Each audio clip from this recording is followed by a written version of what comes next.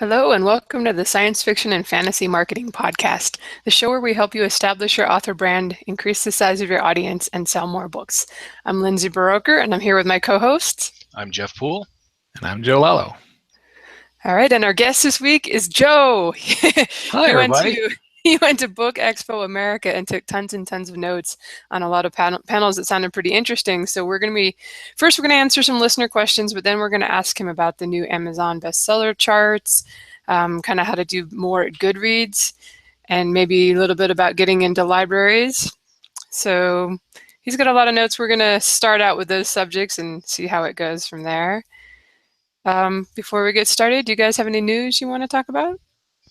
I've finished my latest fantasy, and it's getting ready to. Well, I've given it to my wife first, so she can rip it apart. But once she's done with it, give it to beta readers, get it to the editor, that sort of thing. But it took me a lot longer than I wanted. But it's the start of a new series, so always a lot of fun. So I'm looking forward to that, and I'm full steam on mystery number 4, even though it's not part of the genre. But that's what's going on with me. As for me, I've got, after a long delay because of not having artwork for them, I've got 2 books, both of which the covers are either finished or nearly finished. So in the next couple of weeks, I'm going to be announcing 2 pre-orders. And one of them is going to be a short pre-order for a book called Structophus, which is a standalone. And the other one's going to be like a 3-month-long pre-order for the next book in the Free Range Steampunk series, which is called The Calderan Problem.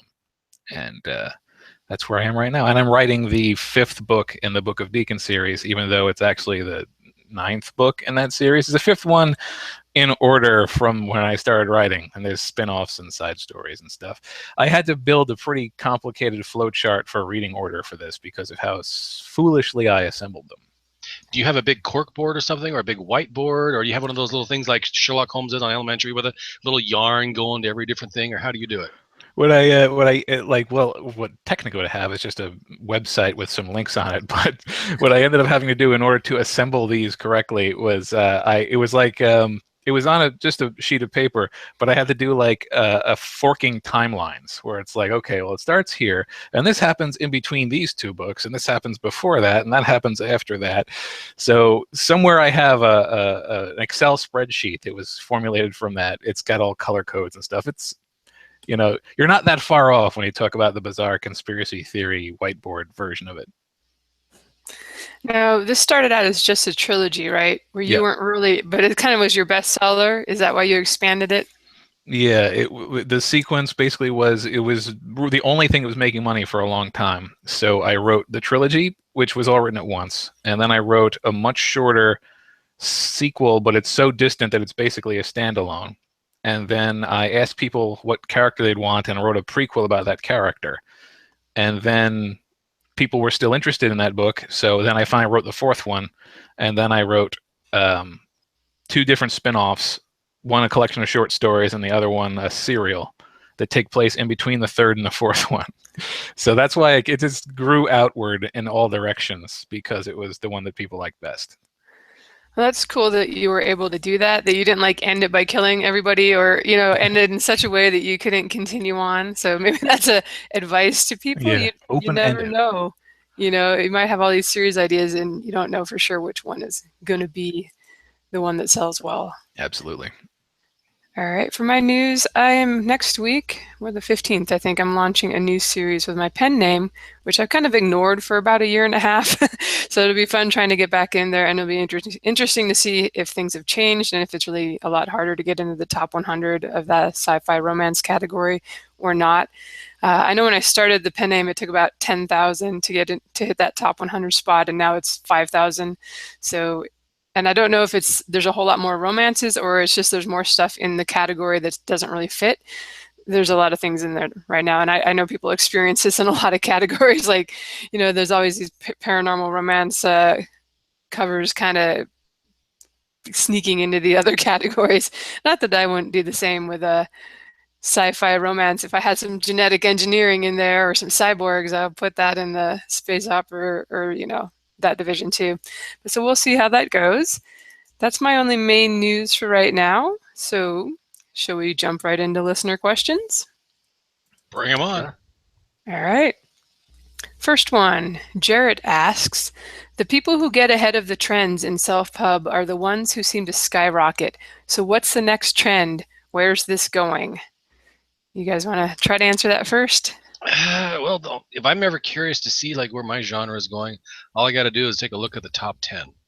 Whether they're in the paid, whether they're in free, and see if there's like an overall theme going on. Like, Star Wars is out, so a whole lot of epic or space opera stuff is going on. Or, when that sparkly vampire movie was out, of course, all the vampire stories that were going. Just see what's hitting the your top 10 in your genre. Yeah, that's the best way for me to actually tell what's going on.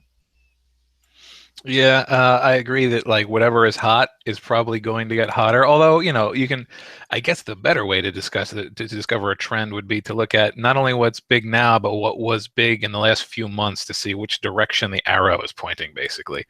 But also anything that's big on TV and in Hollywood. So sci-fi, I'm sure, is going to continue to be strong. Wonder Woman did exceptionally well, so I'd imagine you're going to see a pretty big spike in strong female protagonists. Not that there have been any shortage, really, at least in indie books, because it seems like that's a very, very ripe for harvest for our little segment. But I think you're going to see a lot more. But yeah, just whatever movie is big right now, whatever TV show is big right now, and with a little bit of history is how I try to trace out trends. But as has been established, I have a very low success rate when it comes to actually following trends, like doing it myself. I end up writing whatever I want to write, and regardless of trend. So I'm not the number one resource on that. All right, my answer would be actually a couple ways to kind of look for what's up and coming maybe is just to, a lot of times it's just a matter of if it's going to become more visible, like on Amazon. Sometimes we've talked about how they add new categories under sci-fi or fantasy. I mentioned that the military fantasy one is pretty new, and I think you still have to email them to get into it. So stuff where it's like that and people don't necessarily know how to get into it, that's probably an opportunity. If you're, you could watch that, whenever something new comes up, if it's something you're interested in writing in, go for it. I would also say some stuff's always kind of popular in our genre. I think urban fantasy is always, I see so many people starting in that genre, and if you can publish quickly with, the good covers, good stories, you can break into it and potentially do really well. It is sometimes hard to break into those real popular ones where it takes like 1,000, top 1,000 in the store to get to the top 100. And I think that's kind of the case with the PNR and urban fantasy. And I would say now the military sci-fi / space operas got in pretty, a lot more books in it, I guess, more competitive. We can blame Chris Fox for that. Thanks, Chris, for pointing out that it was a really good opportunity a couple years ago. And I'm not saying you can't do well in it now. There's certainly people that do, but there's more, same number of readers probably, and more people throwing books out in it. All that said, I would say the people who I see do really well are actually making new books based on popular trends, like exploiting or being inspired by stuff that's sold really well. Like if you look up, I think Bella Forrest is how you say her name in the sci-fi genres. She did her big vampire series that a lot of people said, oh, that's kind of like Twilight. And then she did a sci-fi series, oh, that's like Hunger Games. And I think she's got one out now that's kind of similar to Harry Potter. So there's money to be made just by going after something that's really proven itself. You don't necessarily have to be a real trendsetter. And, it just depends on where your tastes lie too. Like if you loved Hunger Games and you want to write a story like that, go for it. There's competition out there, but you never know. You might be able to stand out. And there's always people who, if they were really big fans of a series like that, they probably are going to be looking for more like that. I would say, just from my own personal experience, I don't know if I've noticed that what's in the movies really relates that strongly to what's selling in the Kindle ebook store.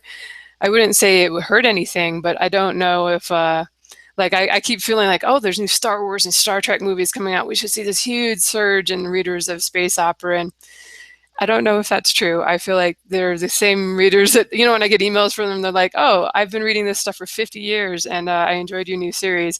Not like, oh, I saw Star Wars and I decided to start reading books like this. But that's just my feeling on that. I don't have any data to back it up. It's also fair to say that probably the people who are really inspired by Star Wars and Star Trek are going out and reading Star Wars and Star Trek books, which is causing a spike in sci-fi, but not helping anybody else who writes sci-fi. I feel like that's true because that was me in the 90s when all the Star Wars EU books first started coming out. Like I think 95 they re-released the trilogy, and Me all of a too. sudden they were writing them. I was like, I was for a while I'd read every single one of them. Yeah, it's like walk through the bookstore. Ooh, another one. Cool. Go out and buy it. And I'm not so sure where this one's going, but I don't care. It says Star Wars on the cover. Let's see what happens now. So, yeah. Yeah, and I don't know that it led me necessarily to read more sci-fi. It was so I don't know if that's an example or not. All right, so you don't necessarily have to find the next great trend, but if you're looking for something that's less competitive and maybe underserved, watching for new categories to pop up on Amazon might be useful. All right, and Jarrett had a second question. People who see self-pub as a business problem to solve seem to be having big success. How much of this thing is biz and how much is craft? I would say that's a nice solid 50-50. The business side of it is just as important as the craft side of it. Yeah, it's a craft business, but I think the business to craft sliding scale, I think it's a sliding scale. And it sort of just it affects the shape of your sales curve more than anything else. Like people who are all business and no craft are likely to have a really strong launch, but lousy long-term sales because they're going to be able to find every reader who's interested in a given genre, but they're not going to really grab that reader because they're not good with their craft. On the other end of it, somebody who's got terrible business but excellent craft is going to write something that's going to really grab the reader, and it's going to have much better long-term sales. Like it's going to get better reviews, and probably word of mouth is going to keep it going a little bit longer, but it's going to have a very lousy launch because he's going to have a hard time finding people who want to buy it. So, it just depends. You can find success in both ways. I'm lousy at business. I've gotten better since this podcast started, but I'm still not as good as I could be.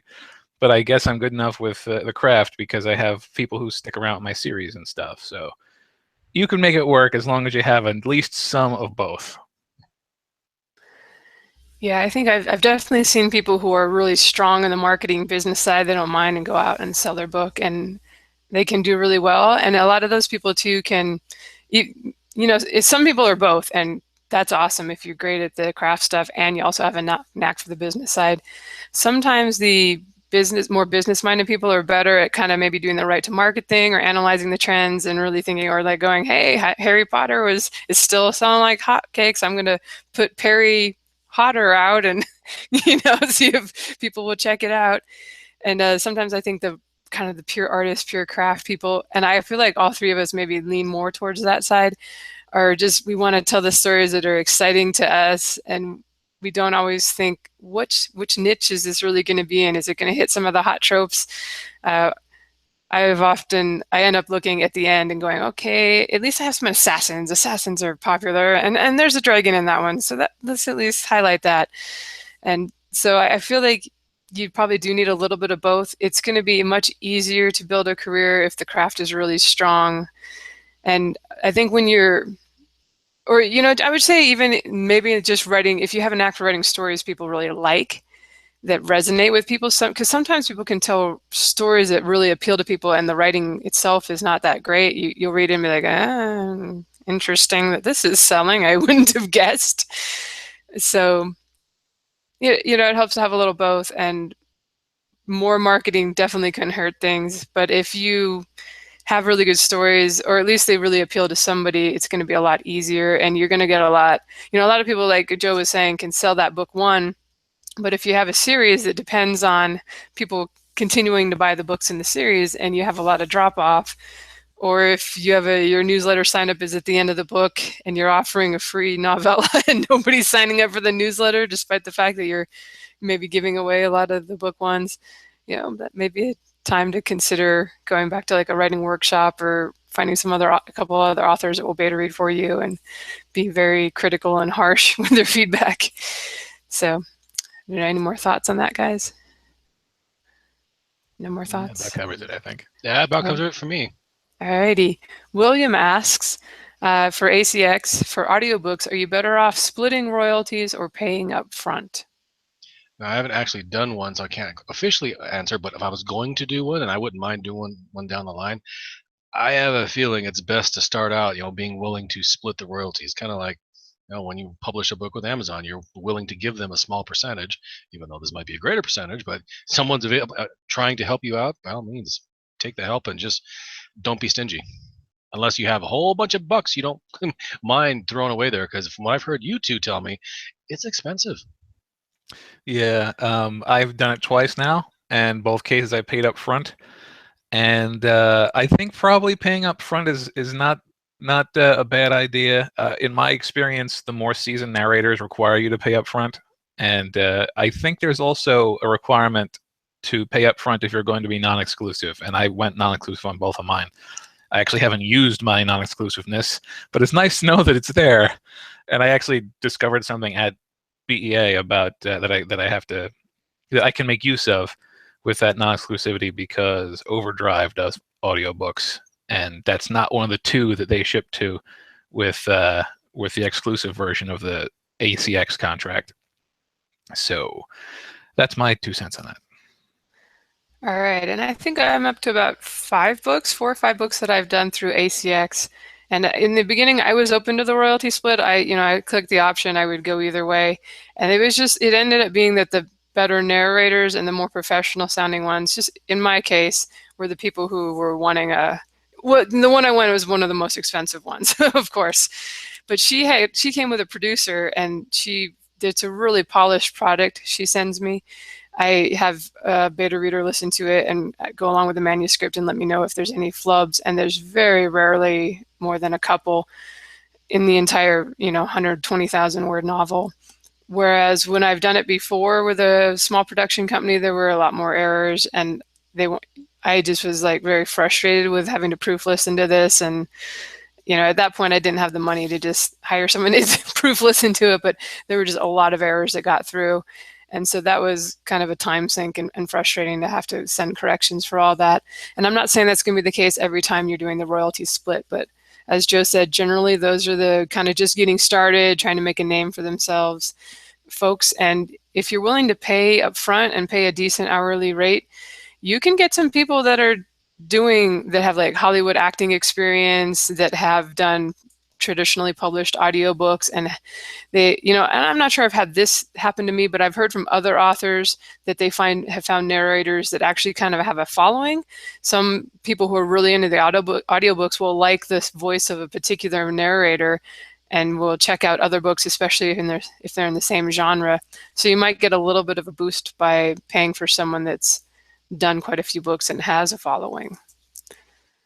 All right, are we done with that one? I think so. Yep.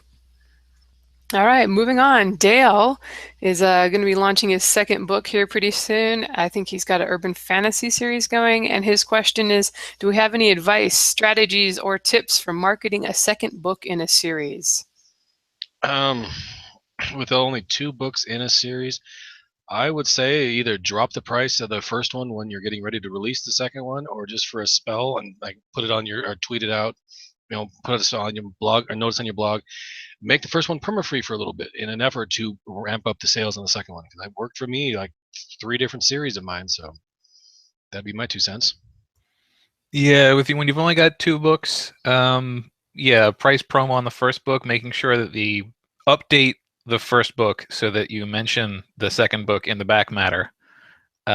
Because if you promote without doing that, lots of times people don't know that the next one is coming. But yeah, I mean, your choices, in my view, are fairly limited to just promoting the first book, and hopefully having developed somewhat of a following and a mailing list using the first book to use that to launch the second. I agree with the guys. I always just promote the first book whenever I have a new book out. And if I wrote completely standalone books, it would be different. I would try promoting it just like a brand new launch. Like if I was doing romance series where it's different heroes in each one, so you don't necessarily have to have read the ones that come before. But for a series where it's continuing on and kind of an overarching plot, and they would be awkward for people to start at book 2, I will drop the price on book 1. I think Dale is in Kindle Unlimited, so he wouldn't be able to do perma-free, but he could do the 5 Amazon free days and maybe go to try to get a free Booksy ad. You can always shoot for Bookbub. You never know, you might get lucky. That's Urban Fantasy's competitive with them. But there's a lot of other sites that can get you a couple thousand downloads. And also maybe if you find any, if you're in any author groups in your genre on Facebook and anybody's putting together a joint promo, maybe you can kind of time things and drop your first book's price at the same time as that's going on. Joe definitely had a good idea with mentioning in the back matter of the first book that the second book is out. I've been known to put the first chapter, or at least a kind of interesting excerpt of the next book at the end of the first book to try to get them to start reading it so that they'll kind of be caught up in it and want to continue on. I personally don't launch, or I don't drop the price of my second book or other books in the series for launches. I definitely will launch a book one at 99 cents for a while, but I just go full price generally with the rest of the books in the series. Do you guys do any dropping of price on the second books, or do you also launch full price? Yeah, for number 2, number 3, number however many you have, it's always for me full price. And I will typically do something with the first of the series to try and get more people into it. But yeah, I don't mess with the prices for the other ones.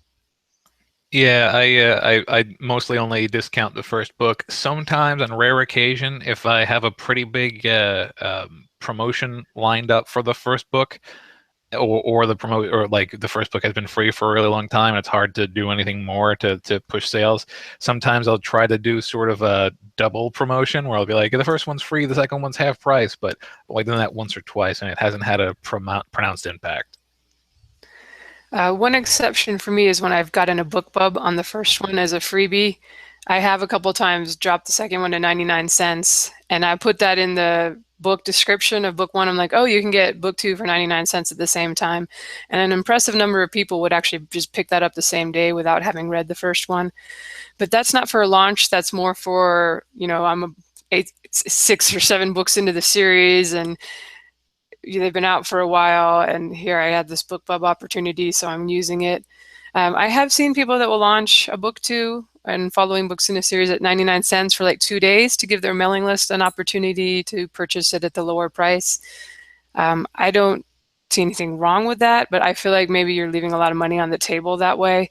If you make a lot of money and it's not a big deal, go for it. And if you're not worried about it. But I feel like the people who are on your list and have proven that they're fans of your books, those are the ones most likely to be willing to pay full price, assuming you're charging. I think if you're doing like $3.99 or $4.99, it's still a really good deal compared to the $9.99s and $14.99s that a lot of the trad publishers are doing. So I don't feel bad asking anyone to pay $4 for one of my ebooks.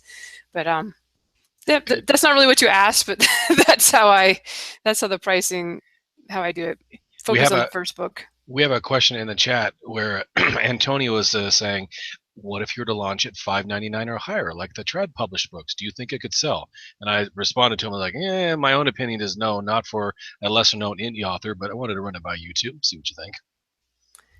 For book 2, or, I mean, if you already have fans, sure. I've got my longest book is $5.99 or $5.95 or something. That's like 500,000 words though, isn't it? It's 200 and something. But yeah, and some people do. And some people play with the prices and kind of actually keep spreadsheets and are really organized and figure out like, am I making more? I might sell less at $5.99, but I'm making more overall. Or do they do better at $2.99? And if you like to track that kind of stuff, there's no problem in that.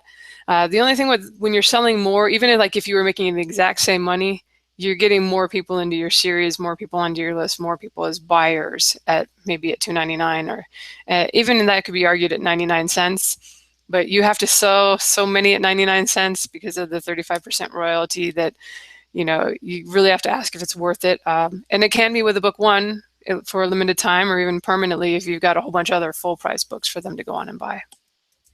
Yeah. Like the only thing I usually don't like to price anything over $4.99 unless it is a collection or a bundle. But there are those who they seem to work their entire business model on trying to trick people into thinking they're already a traditionally published author. So like they'll make their covers very much in the way that traditional covers are, and they'll price accordingly, just so that people will see them alongside traditional and not even think that maybe this is self-pub. And I don't know. First off, I mean, good for you if you can get people to pay the price, but I don't think that tricking people is necessarily the best way to introduce yourself to them as fans. I will say too that just because a book is traditionally published doesn't mean it's going to sell well. For, there's some authors we all know in the fantasy and sci-fi genres that are no problem. People are going to buy their books at $14.99 for an ebook. But I run across people all the time when I'm surfing through people's also bots and stuff like that, fairly recently published trad pub books that are over 100,000 with an Amazon sales ranking. And then you just think, wow, it actually looks like a cool book, but maybe the price point really killed them because they were a first-time author, and here's their book coming at $9.99 without any, prequel or freebie or novella or anything going on that can give people a sample without having to commit. I think it's super tough if you're a first-time author to get people to pay a lot. If your book is in Kindle Unlimited, then you can definitely get away with a higher price point. We should say that because people will just borrow it.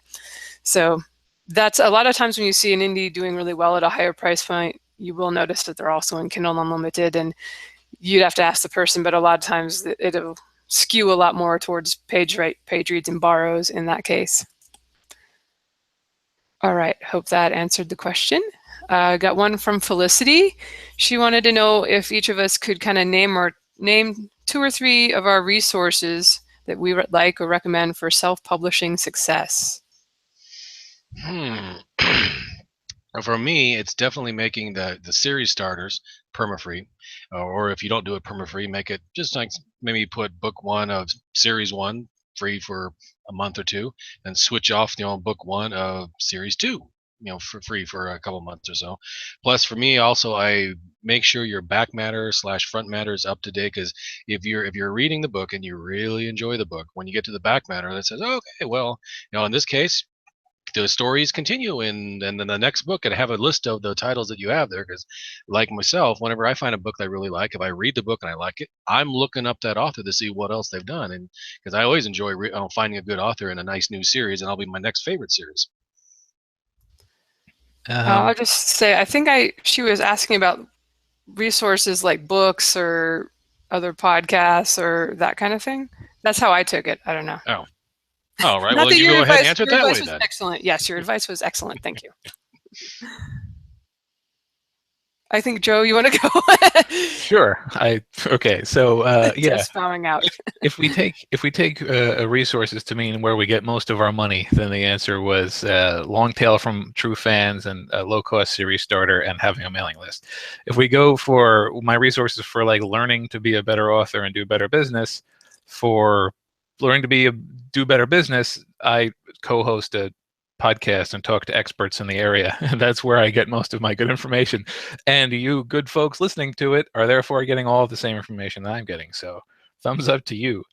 And in terms of getting to be a better writer, reading books, and not just books on how to be a better writer, but books in general, just being inspired. So my resources for success are learn from people who are smarter than me and read things that are more interesting than I write. All right. I like how we all read the question differently. Hopefully Felicity will get something that she was looking for. Hey, one of us will get it right. We won't know which one it was. All right. For two or three resources for me, I would say that really did it before I was even thinking of self-publishing. I joined a site that's still out there. I checked. It's the Science Fiction and Fantasy Online Writing Workshop.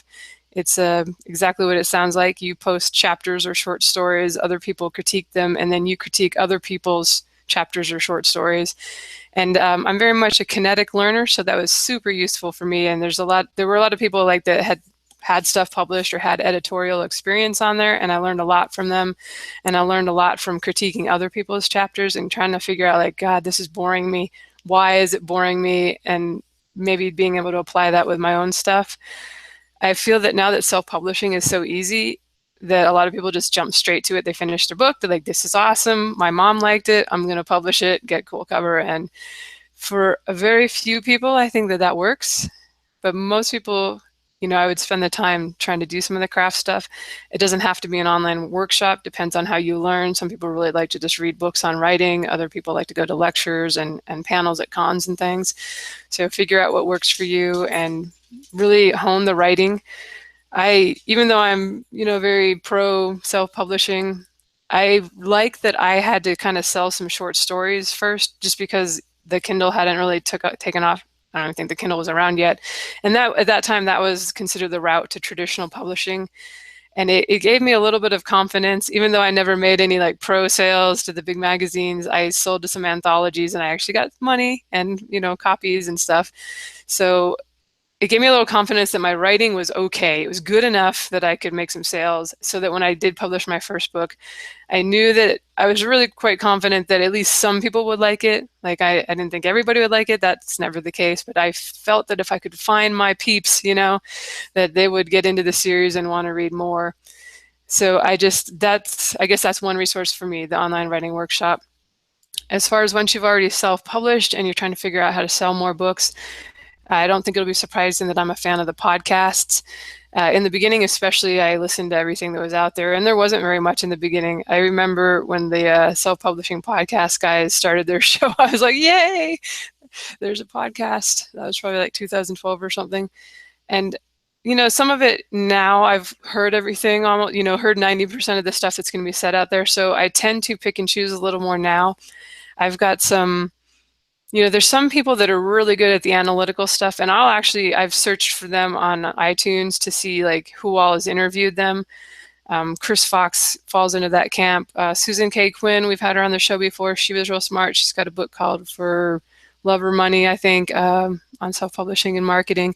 Edward Robinson, he was on the self-publishing podcast a couple of times. He's in that group with like Phoenix Sullivan, you may know from K-Boards. I believe that's still the case. I don't know. But and they really analyze, there's just this group of people that's always like collecting, like how many sales does it take to get this ranking and to stick there on Amazon.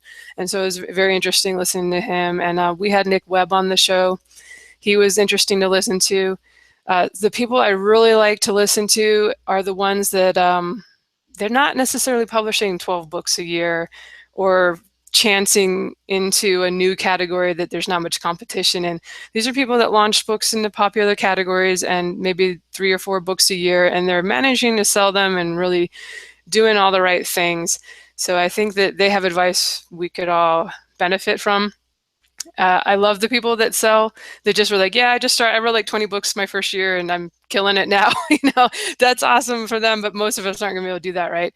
So the people that doing 2 or 3 books a year and selling really well with those books, I just want to soak up everything they have to say, especially if they're the ones that are really good at the analytical stuff. I don't keep spreadsheets and all that. I love listening to people who do and who really know their stuff. So Jeff, did you want to add any more to that? Do you have any resources? Well, it would mirror Joe's, because I have learned a lot from co-hosting a very specific podcast where we get to talk to people who are doing it sometimes a lot better than what we are doing. So you better believe I'm taking notes on what to do better next time. And yeah, I do a lot of reading, and anytime I find an author that I really like, I think, okay, well, I like how he writes humor into this way, or how he explains it this way, or he doesn't really have to go into too much detail, where I've been told sometimes I go into way too much detail.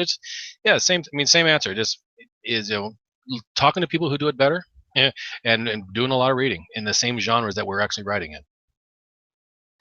Yeah, just any way you can find the people that you want to be like, that are at a level of success that you would like to reach, and maybe they're writing the same kinds of books you are.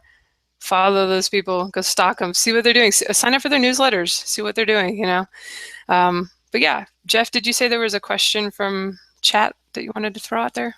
Yeah, let me scroll back up here and say Holly was asking, question, do you guys and gal think that the market is too saturated for another fairy tale retelling? No, we just had KM Shea on, Kitty Shea, and she was saying that there's more competition in the fairy tale genre niche now, but it's still if you look at whatever the book is, the top 100 and the ranking of it, it's still, I would say, a more open category with less competition than the other ones. Of course, there have been tons of fairy tale retellings, but you're a unique person and you're going to have your own spin. So I actually think people just love them when they, if they're Beauty and the Beast fans, they want to read lots and lots of different types of that story. So put your own spin on it and go for it. Yeah, she's proved that the market is out there and people like reading.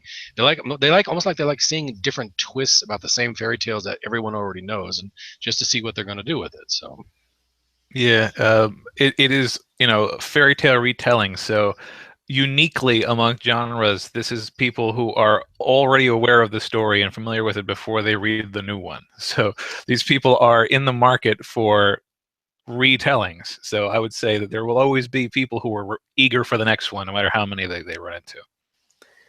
Yeah, there's always, this is the thing in romance, right? They're all kind of the same. They're very formulaic. It's just, and that's what that reader wants when they go into the story. They don't want the hero to abruptly die, be killed by an axe murderer at the end, They know with Beauty and the Beast what they're going to get, and they want what they're going to get. So that's a big audience, I think so. Like I said, go for it. All right, we have one more question here, and then we'll jump into interviewing Joe. This is from Oscar. How many books did you have published before you were able to go full-time and quit the day job? Well, me personally is technically speaking, I am doing this full time, but my schedule is flexible enough where I still take the computer tech calls every once in a while. But you really just got to look at your income and be able to study the months that you actually get your income and make sure you're making enough to cover the bills and hopefully put some in the bank and you have some to fall back on when things get tight, because it's not always consistent. I had 9 books out. I had my full Book of Deacon trilogy. I had just put out the 3rd book in my sci-fi series, and I had a couple of scattered other ones. But yeah, it was not about the number of books, although I'm sure the number of books is why I was earning as much as I was. It was more about the consistency of my sales and the amount that I've been able to put away. In my case, I was kind of like Jeff sounds like he is now, where I was self-employed. So it was kind of a gradual transition. I just was having more fun with the fiction. So I started putting more time into that and less into the other stuff. So it was good that my income was growing with the fiction at the same time. I think I had about 4 books out before I hit 3,000 a month. And that was my first sort of goal where like, it wouldn't be like living big, but it would be, it's kind of a full-time income. And then when I totally just blew off all my other stuff and like sold the domain names and everything, I think I had been at 10,000 consistently and hadn't dropped below that for a long time.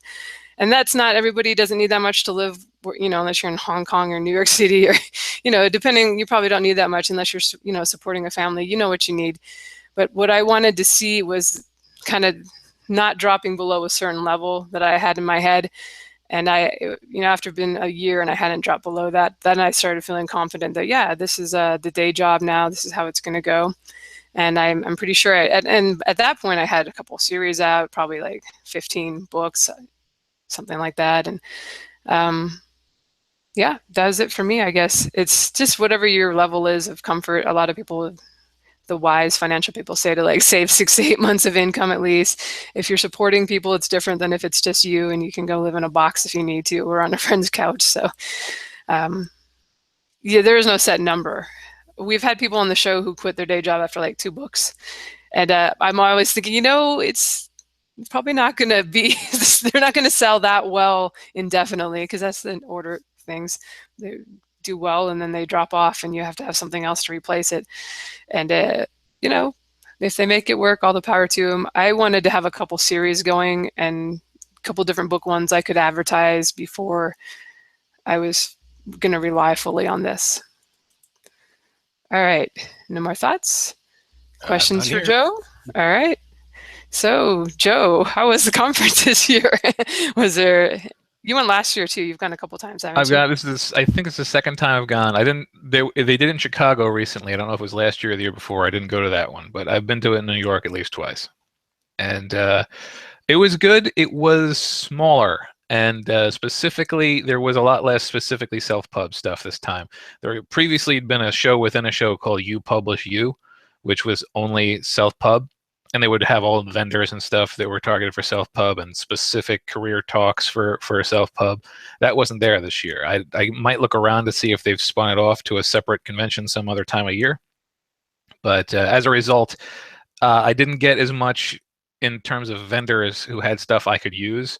But there were still plenty of talks, because when it comes down to it, marketing a book is marketing a book. So even the stuff that was supposed to be for traditional authors, there's a lot of small presses, and the small press advice worked for indies too. So it was good, but mostly what I discovered, because there were fewer self-pubs around, there was a lot more people talking about us, in scary ways. So it would be like, they'll use the term digital erosion when referring to books that are sold as ebooks, or I'd said that somebody said that I would have to cross out a lot of stuff in my pad, because people would be like, this, of course, ignores indie authors who are an entirely different economy. I'm like, well, thanks for the useless advice. But yeah, that was sort of the way things were this time. How did you get? How were you able to go to this thing? Was it like you were invited? Did you have to go out and buy a ticket? What'd you do?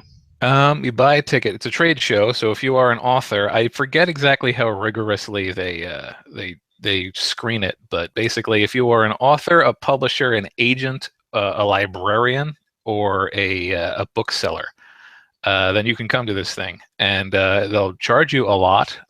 Trade shows are in the hundreds of dollars per ticket. But yeah, nobody asked me. I just had to go. And honestly, I'll say this. When you have to pay a big ticket like that, they give you better swag. Like, anything you see, you can basically just get for free. I was looking at, because I have a children's book I'm working on, and they just gave me just sample copies of what those would look like. So good swag at an expensive show. So Joe is holding up. I am a pretty princess. You held up a book that said, "I'm a pretty princess." Hey, listen, it's what they had. You know what? I also got this one, and it's Monster ABCs. There was lots of good you stuff. should held up that one on top. That's a little better. That's all right, Joe. We know you like princesses. It's okay. I got a few. They're making me money. We don't judge you. I mean, a little bit, but not a lot. Nah. All right. So let's jump into this stuff that maybe will be useful to people. I've seen your notes, and I know that they talked about kind of the new Amazon bestseller charts. What were they saying, and did you learn anything that could be useful for us? Mostly for Amazon charts, and if you're not, it's just basically amazon.com/charts, I think. But it's a bestseller chart, which you can get anywhere. But the thing that's different about Amazon charts is that there's also the most read. And we were asked earlier about how to identify a trend. There's not always what people are buying and what people are reading are two different things. People are buying whatever was promoted recently, basically. What people are reading is what they actually are interested in. So particularly the publishers were absolutely thrilled, because Amazon does not share this information. It's the first time that we've gotten a really inside look into the behavior of their customers. So again, if you are a trend chaser, then look at the Amazon charts and go to the most read, because that's where people are engaging. And I don't know how much that's going to help me personally, because I don't chase trends or try to figure out what's next. But if you are that kind of person, this is pretty much the only place you're going to be getting that information. So that's what sort of they talked about chart-wise. The most read thing is interesting. I'm going to have to take a closer look, because I just peeked over at the most sold. Because and it's updated every week, I think. So it's like, what was that week? What was the most read and the most sold? And it was like 8 of the top 20 spots were Harry Potter books. Right. Like, well, it is amazing. I would like to have that happen, where the book keeps selling just for decades after you finished them. You keep thinking, like, hasn't everybody who's going to read it, haven't they read it by now? But yeah, well, new people learn to read all the time. You must be doing something right if you are knocked off of the bestseller list by your own anniversary edition, Yeah, it'd be a nice place to be. All right, yeah, so check that out, guys. It's kind of interesting, the most read thing. I'm going to be poking through more. I don't know how much sci-fi and fantasy will be on there, but you never know. Harry Potter's doing well on the other side. Yep. Okay, so it sounds like they talked about libraries there. And I don't know, the only way I am personally getting into libraries right now is through Smashwords, through Overdrive. and I'm making, about $50 a quarter, which is, it's cool that some of the libraries are buying the books, especially since a lot of them I discounted. There was an option in Smashwords where like, do you want to give this to the library for less than full price? And I was like, yeah, sure. So what did they talk about there? Did they talk about Overdrive or ways to actually get into libraries? Yep. Overdrive and I think Baker Taylor are the two main ones. Also, the Ingram catalog are ways to get in. But more specifically, you can get into a library through any means. Like that's where ebooks are being supplied by Overdrive primarily. But what the pros do to get their stuff into libraries is they reach out to the people who are in charge of buying books for libraries. There are readers, library readers, and library buyers. A lot of them were at Book Expo America. So if you're the kind of person who puts out e-arcs, I haven't looked into this specifically, but definitely there are places where librarians congregate to sort of discuss what they've been reading and what they're interested in. And if you can find where those people are, then you can, just the way anyone else would, get your book in front of them. Give a library reader a free copy of your book before release or after release. The way this is normally being done by the pros is there's services like Edelweiss or NetGalley that you can put your book on, and those usually aren't targeted to have entry level low enough for an indie author, particularly up and coming and therefore not yet heavily earning indie author. But yeah, getting stuff in the libraries, the mechanism of it is mostly Overdrive or Ingram, and Ingram is going to handle it in their own way. And yeah, that's where it comes down to. All right. It does seem like with the ebooks, it would be nice to get into the libraries because there's not like, I know with physical books, they have a real limited shelf space, and so they're quite picky. And I've heard from librarians that like if a book's not performing well, they just buy, that one goes away. And my mom actually emailed me all excited because she found my ebooks in the Snohomish County Library up in north of Seattle where she lives. And I'm like, that's awesome, Mom. Thanks. I probably made $3 or something from selling them the series, but it is really cool. But I feel like as indie authors, a lot of times you kind of just happen to have the librarian have chance to cross your books and read them and then acquired them for their library. Same thing with indie bookstores. I know I'm in Powell's in Portland and some other places people have shown me. And I've had people, I think Dale actually, who asked a question earlier, is a librarian. Dale, am I right? I feel like he's told me he's gotten my books before, and that's really cool. But it's tough if you're really, like you said, a newer author, because they're not going to be looking for you specifically. And I think we've talked before about trying to get physical copies into your local libraries, and it's possible. But like I was saying, I think they get a lot of people just like, here's my self-published book. Could you please put it on the shelves? And they don't really want it unless you're actually a seller and people are going to check out the book. I don't know. Jeff, I think we talked about this before. Did you have any experience with libraries? Actually, yeah, I did exactly that. That's when I published my very first book. I decided, it'd be kind of cool to actually see, you'd be curious to see if people would actually read it and check it out at the library. So went down to the local library, and here's one thing with Havasu is, a lot of little old ladies that, run that thing down there.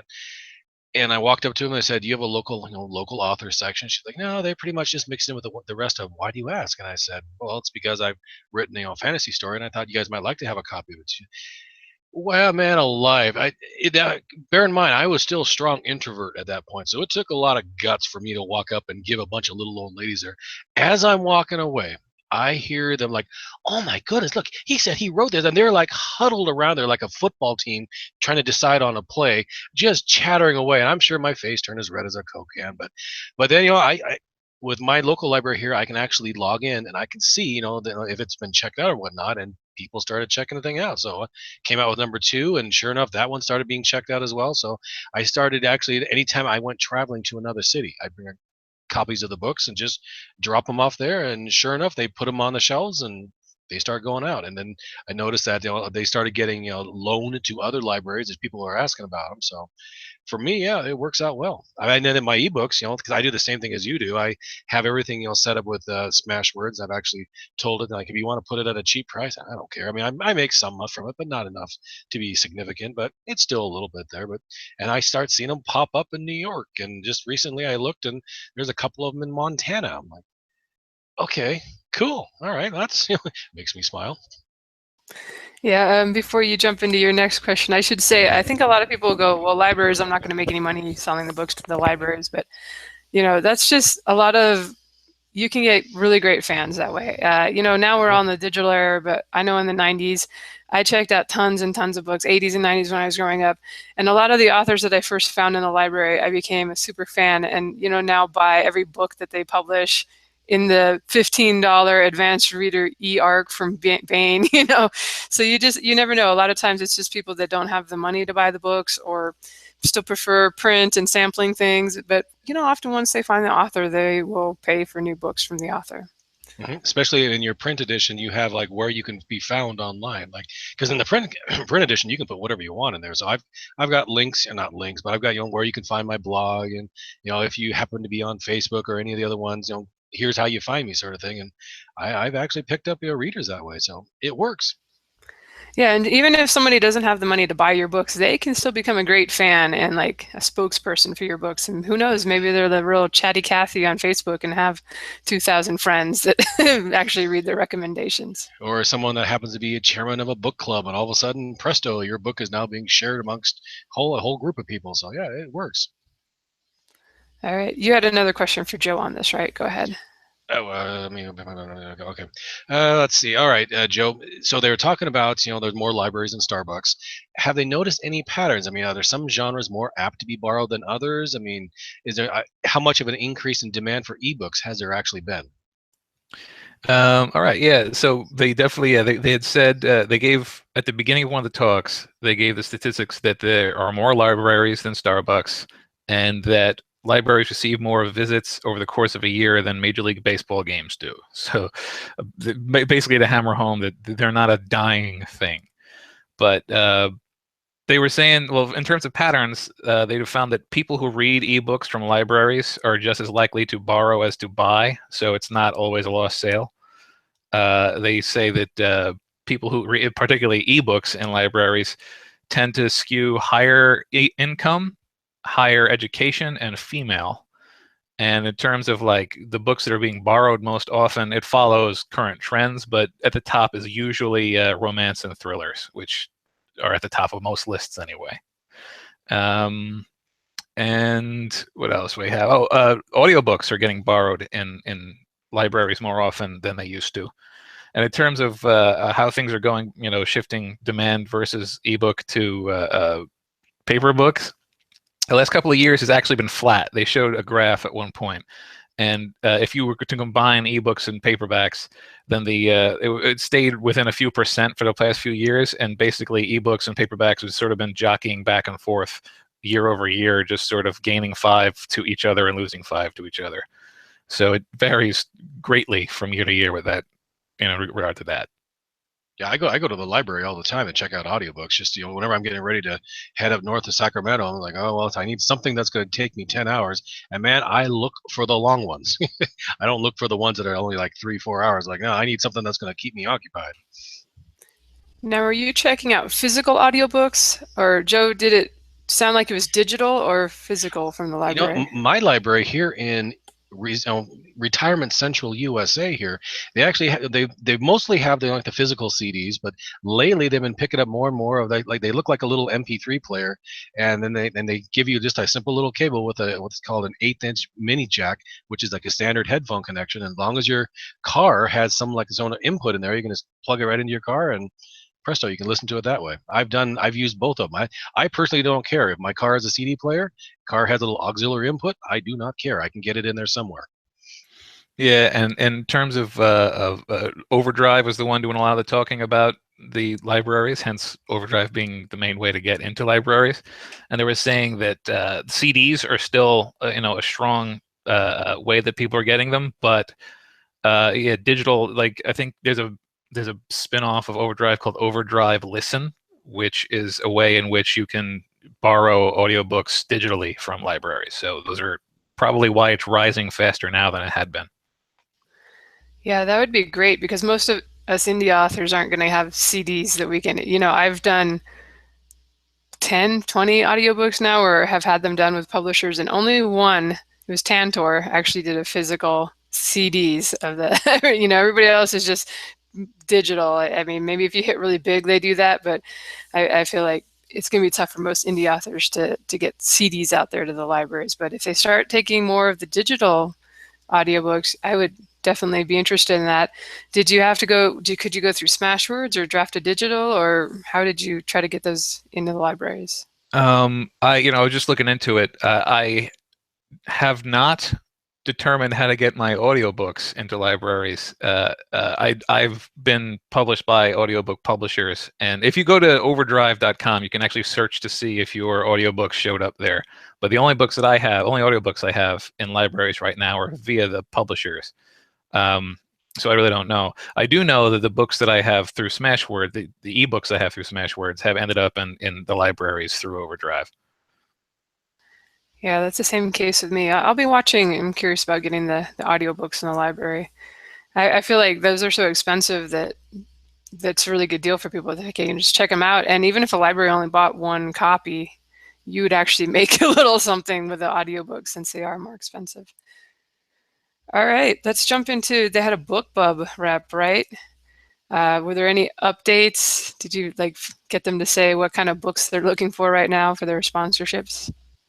Well, I asked what seems like, I asked, first off, it seems like to us, and maybe it's just because we're hypersensitive to this, that there's been a steady slide away from indies and toward traditional when it comes to who they're picking.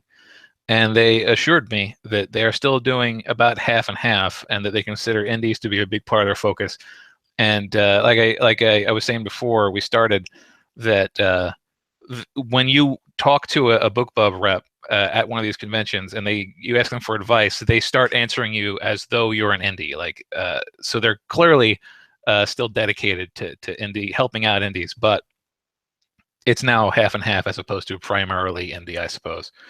And in terms of who's getting preference, they said that basically as their history gets longer, they're refining their selection criteria to try to, what they're trying to do is maximize the impact of the book that is featured. So books that will be of greatest interest to their audience.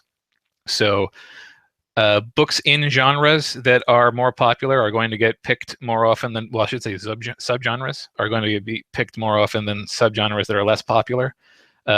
Authors that they can sort of tell are more similar to another author that's doing very well is more likely to get picked.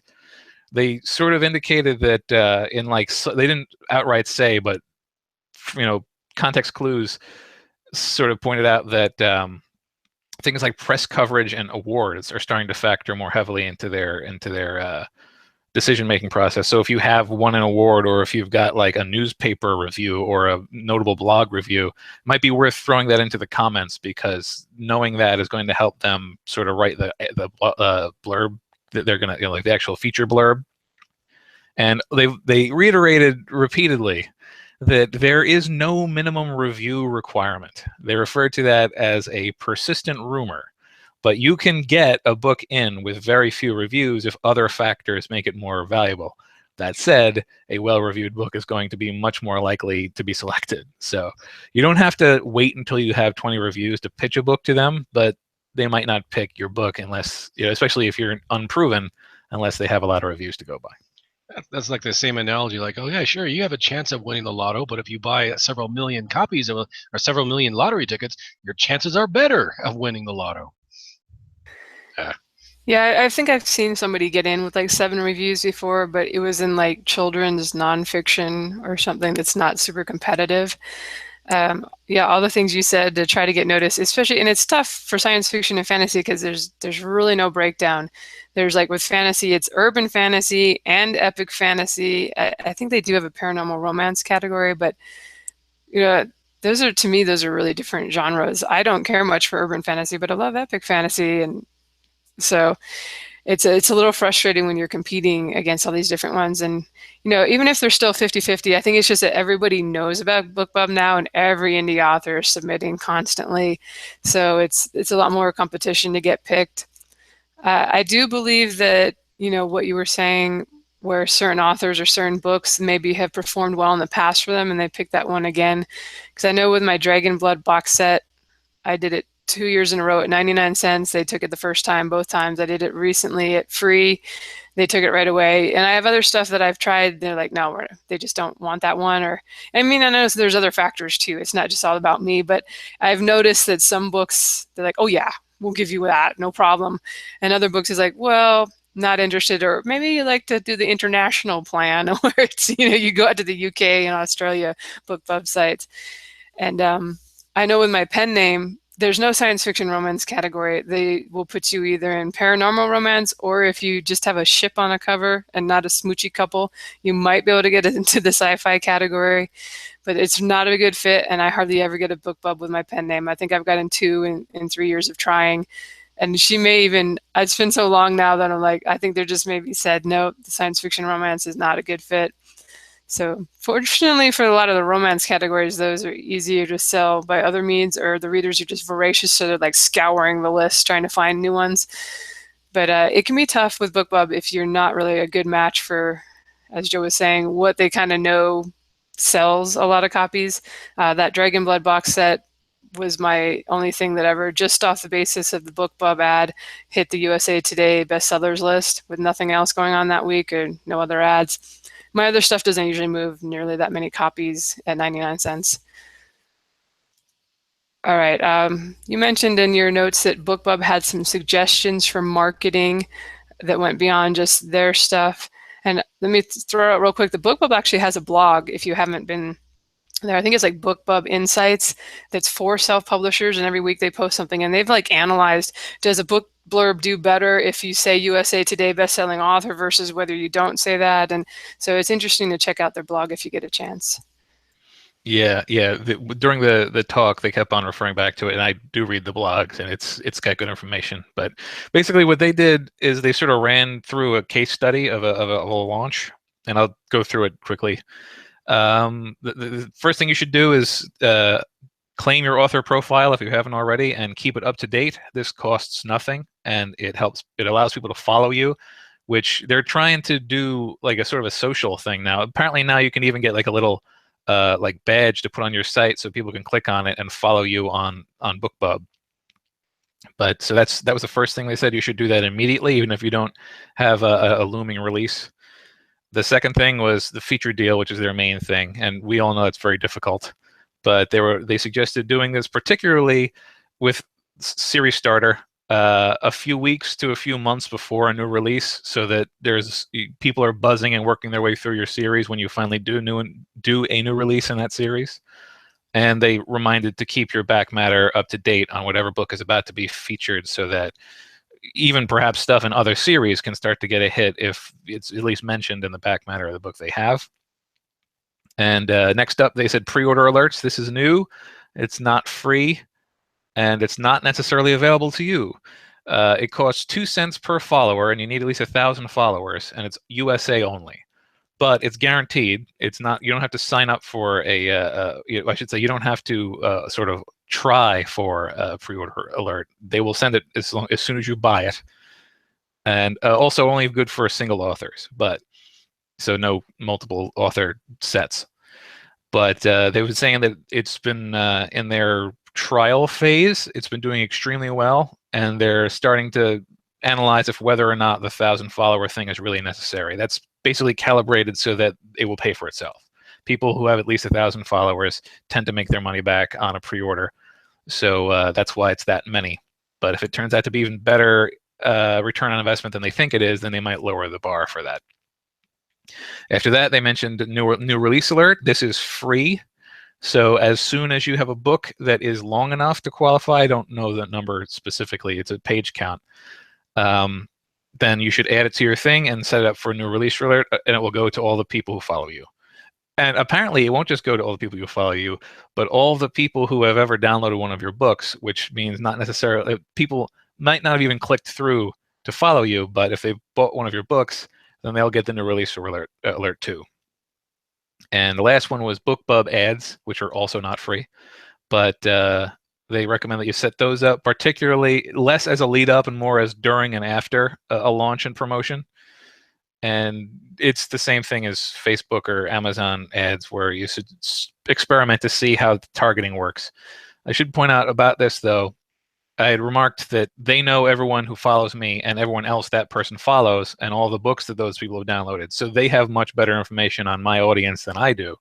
So I'd ask if there was any way that they'd be able to provide suggestions for targeting that would work best. And the CEO was sitting in front of me and seemed very excited that I'd ask that question. They said it's a very, very complex process, but they're working on it. So hopefully at some point in the near future, we're going to be able to get some targeting advice from the people who actually know what works. So that was sort of their rundown for how to best use everything that Bookbub has. And, you know, a lot of that stuff is free, and you just got to know to do it. All right, cool. Good information. And I saw the pre-order alert thing come out recently. I don't remember if that was an email or just something they announced on their blog. I think I've got 5,000 or 6,000 followers on Bookbub. I have to look closely because I don't really pay that much attention of where sales are coming from on launch day, because you can't really. If you've got a bunch of things coming out, or that launch week, a bunch of things you're advertising at the same time. My feeling is that it doesn't really move the mark for me that much. And I don't know if it's just that all the people who follow me on Bookbub are already on my newsletter, and the same people that follow me on Facebook.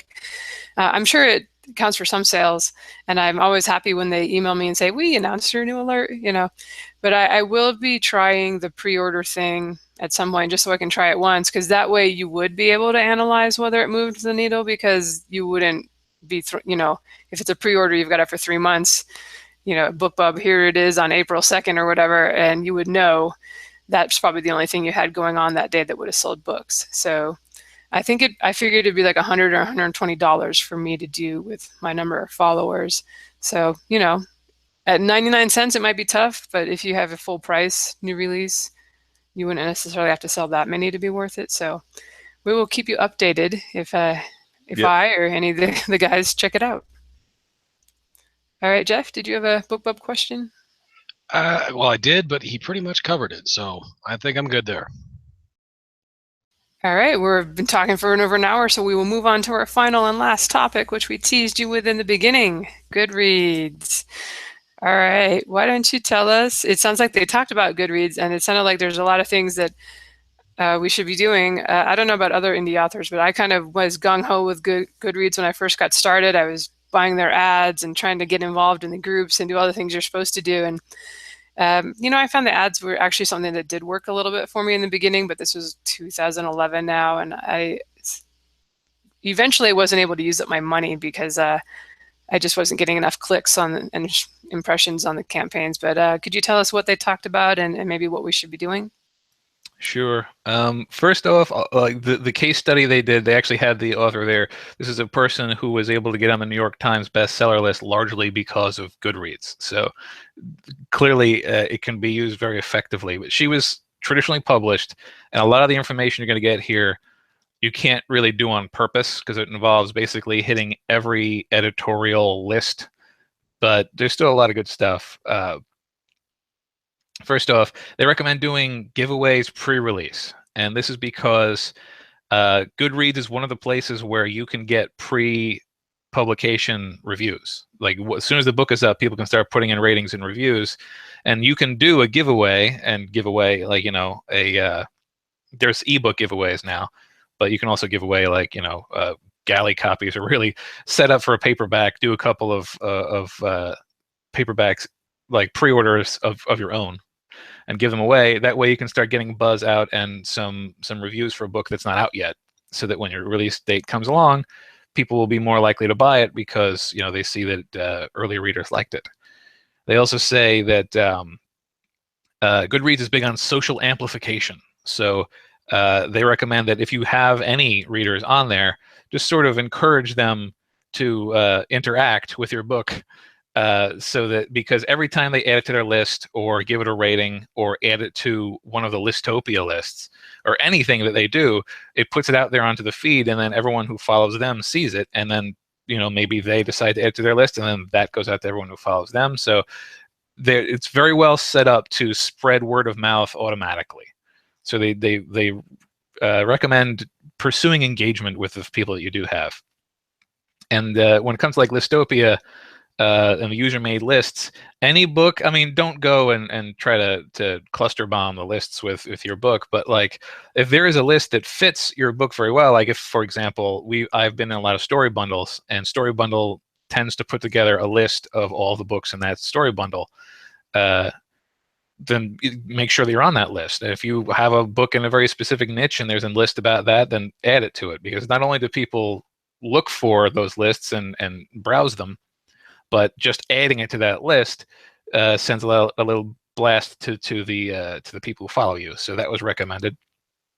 If you get a lot of buzz, if people are talking about your books and adding it to the list, not necessarily even giving it ratings, but just adding it to read lists, then you might get on the radar of the editorial staff. And then there's things like the Goodreads Choice Awards, and there's a Goodreads Deals email that you can buy into if you're sort of given the option. There's things called personal recommendations, which is basically when a big author likes your book, then you can end up sending out a paid email that's a personal recommendation from them. Again, a lot of this is editorial selection, so you can't really choose it, but it comes when you have a lot of buzz from your book. So like getting people to talk about your book gives you a lot more opportunities. And they talk specifically about the Goodreads Choice Awards, which I know Lindsay has been up for more than once. It's sort of the gift that keeps on giving. Like they can see on their end how many people are adding a book through that list. And for months after the Choice Awards, even for the nominees who didn't win, they were seeing dozens and dozens of ads, because people look at, well, what was the biggest books of last year? Oh, well, here's a list. So anything that you can get onto with Goodreads is helping in that way. And the last thing they said was, if you're looking, like if you decide you're going to say run an ad or do anything, if you're going to try any sort of promotion at all on Goodreads, they say that January is the best time to do it, because New Year's resolutions, there's an enormous tendency on Goodreads specifically to start pursuing new books to add to their list in January, when the sort of New Year's resolution to read a book a month or whatever is initiated. So that was sort of the main thrust of what they were talking about in the case study. All right, cool. It makes me kind of want to try to get back in there and do a little more over there again. I think where a lot of us indie authors, and maybe trad published authors too, maybe make the mistake is trying to do it all ourselves. I think if you have even a small reader base, because this is what you had me thinking while you were thinking, I was like, man, you know how you put together a review team from your readers? You could email your list and say, hey, are there any people that are really active on Goodreads? Would you like to get, ebook or maybe even print books in advance, something that's kind of special, and in exchange for, or not even, you don't have to like try to barter, but would you talk it up, kind of imply that you're hoping they would, because some of those people are the ones that, because most of us were just going in there trying to sell our book. We're maybe not that active in the communities, but you get some people, man, they're just reviewing everything, and they have tons of people who are watching what they review and what they post. So yeah. I think that'd be a good way to go. They had throughout the entire thing, they were showing like the graphs. It was a 1-year campaign these people did, so like they planned it out very meticulously. And the biggest single spike that they got wasn't from any of the stuff they did. It was from one of the influencers, or the most popular reviewers on Goodreads, just selected that book as a part of a book club and reviewed it. And that one person just saying, oh, this is a really good book, and just putting up their review on Goodreads, ended up adding it to 1,000 more lists over the course of the next day or two. So you'd be amazed at how much an individual, if that individual is a big enough following, can actually do for you on Goodreads. Yeah, I feel like the books I've seen that have really gone viral on there always have these amazing covers. This is where your cover art cannot hurt you and may seriously help you if it really resonates with your audience. And because I think people will just be like, oh, cool cover, and add it to their shelf. Who knows if they'll read it, but that's something. The Goodreads Reader's Choice Awards, I have no idea how you get nominated, so I'm not very helpful there, but I had an Emperor's Edge book get nominated a few years ago and Star Nomad last year. And yeah, I think it probably did get a boost from that, especially since I had mine for 99 cents and everything else was like $15.99. Yeah, I think there were maybe a couple other indie books on there, but I think some people probably did pick it up that way. And I will say it's a little depressing when it gets down to the final rounds. I didn't even like campaign this year. The first time I did, you have to go through like 3 rounds and it gets smaller and smaller and fewer books. But then you go against like Neil Gaiman or somebody and they get like 50,000 votes, and you're like, holy, no way have I even sold anywhere near that many copies of my book, much less getting votes. I think I had like 3,000 or something. And so it's going to be hard to win that unless you're trad published and have just sold insane numbers of your books. But it is really cool, like you said, to be on the list and to get a little extra marketing boost that way for free, for sure. Yeah, but and I think the person who did the case study, I'm not sure, I didn't write it down. I don't think she actually was a winner. I think she came in second and still ended up on the bestseller list. So you don't have to top it to necessarily get the biggest bump possible. Yeah, and those are kind of cool awards because it's just going to be based on, was your book fun and did it appeal to your readership? It's not like, did it have literary merit? Did some editors pick it? It's apparently just the Goodreads fans. Somehow it gets picked from, I don't know. We should get a Goodreads person on here and ask. I think they said that it has to do with the number of people who've added to their lists, but also like the speed at which it was. So if not just 2,000 people add to your list, but those 2,000 people add to their list immediately after launch. Like they sort of look at the velocity. I think again they were sort of sly about their exact editorial selection process. So who do we know at Goodreads that we can try and push for info here? See, I should have got a business card while I was there. Yeah, well, Amazon owns them now because I've actually had one of those Goodreads. Is it a daily deal or something where they link up with Amazon and they drop my book to $1.99 and 1 month promoted it there. So, and that came through being in KDP Select. So I imagine you can get it without it, but I've only gotten offers like that from books that I have in KDP Select and that are exclusive with Amazon. So if you're wondering why you haven't been chosen yet. It seemed clear from this talk that if a book is buzzing enough, if it's making enough of a splash with the community, then they will consider it for anything. For like it, you can earn a lot simply by having very ravenously engaged fans. Yeah, this was just the daily deal too. It wasn't like any of the other. It wasn't the awards. Wasn't linked to KDP Select or anything like that.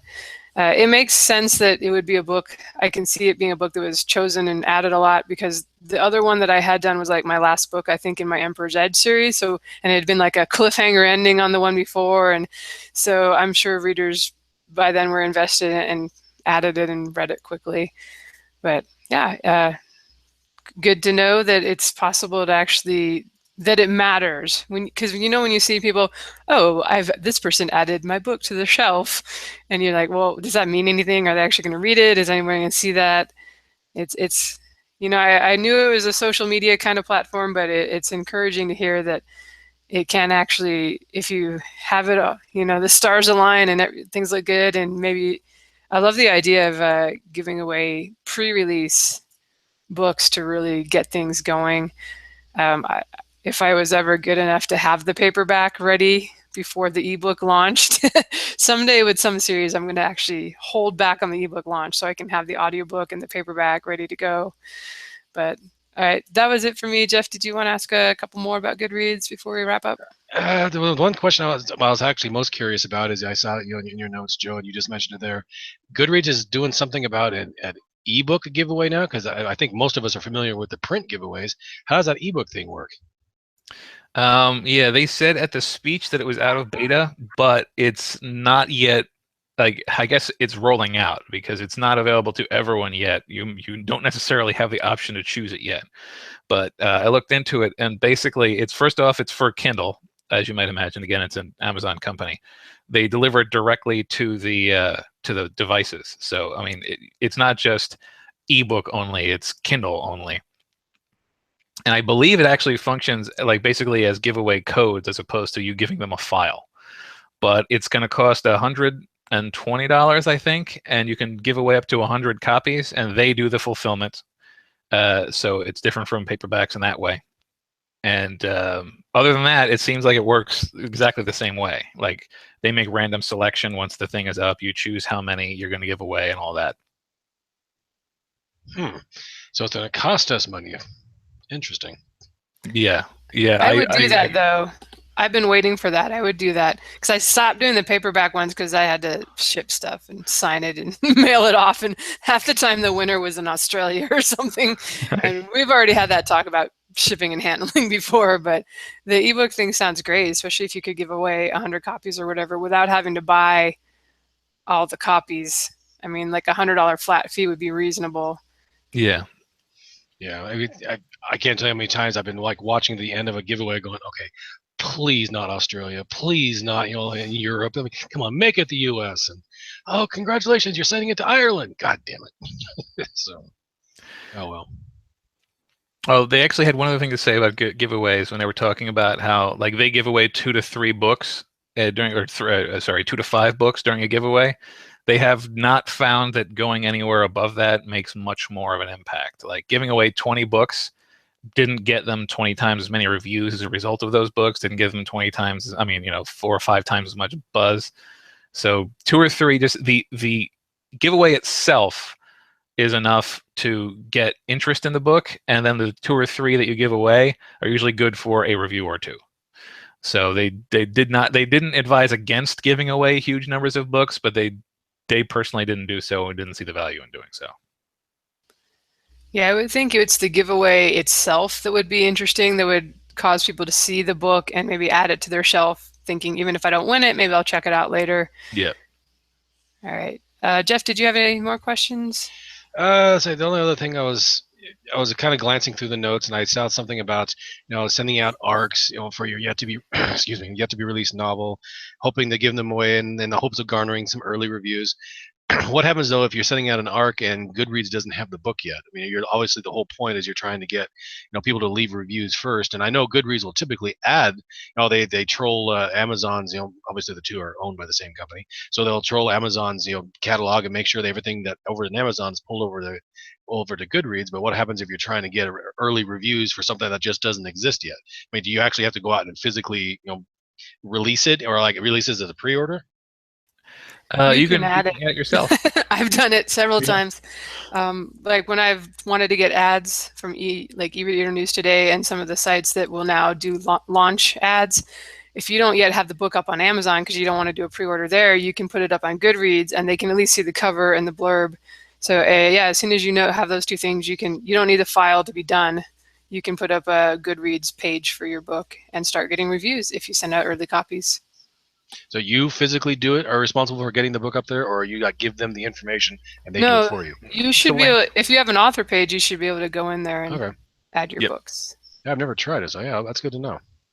Although it's worth doing a search to see if your book isn't already added, because I literally have books on Goodreads that were never published. I have books that were newsletter perks and were never on any store. And these people not only entered the book, and good, I'm glad they did, but they found a way to extract the cover, which I'd also never really released, and put that up too. So I'm impressed by the ingenuity of some of the readers. I've had people at Goodreads actually take my one little short story volume that I released, that has a couple short stories, and I don't know how the hell they did it, but they split the damn thing. I was like, okay, story number 1 is this one right here. Story number 2 is over here. I'm like, yeah, no, it's considered one title, but whatever. Well, I think too that they may just be your fans that happen to be librarians at Goodreads, because I know I have readers that do that, and they've mashed joint editions and things like that. I think you can do that now from your author page, but I think in the past you needed a librarian to update stuff. So yeah, because I've had people too take short stories that were published by themselves in an anthology or something, and they have a page on Goodreads.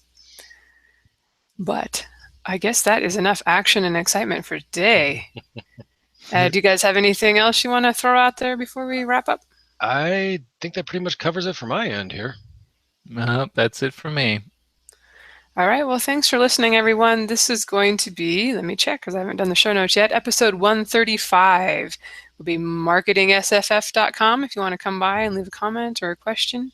I sometimes don't forget to, it may take me a week to answer the comments because I don't remember to look until the following week when we have a new show to put up. But I will definitely try to answer you if you have a question. So thanks everyone for listening. And I guess that's it. Thanks for everyone that's hanging out with us in the YouTube live chat as well. It's been a blast. That's right. If you ever want to listen, unless we're talking to somebody from the UK or something, we're almost always on Tuesday nights, 6 p.m. Pacific, 9 p.m. Eastern. If you want to pop in there to our YouTube channel, I think we're just Science Fiction and Fantasy Marketing Show. You can look us up and come on by, and Jeff will chat with you. He likes to chat everybody up in the chat while I'm rambling on over here and boring him. No comprendo. Excuse me. I'm sorry, Dusty. All right. Thanks, everyone. Bye-bye. All right. See you guys later. So long, everybody.